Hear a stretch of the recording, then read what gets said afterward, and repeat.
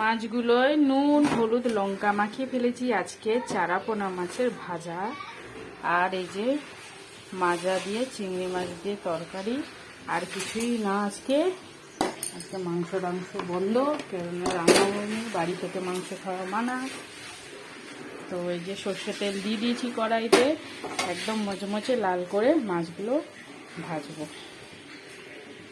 এই যে ছেড়ে দিলাম, আবার আমার খুব ভয় লাগে গো তেলে মাছ ছাড়তে। এইটাই আমার সব থেকে রান্নার সব থেকে কষ্ট কাজ হচ্ছে এইটা, তেলে মাছ ছাড়া।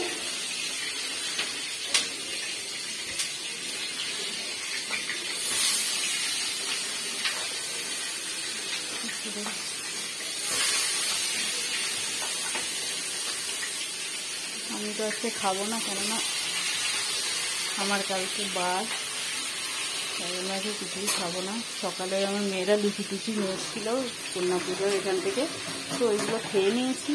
তাই আর এখন আর কিছুই খাবো না, শুধু মেয়ে বরের জন্য করে ব্যাস ভাজা হোক। তো চলো বন্ধুরা, রাখছি তবে এখন।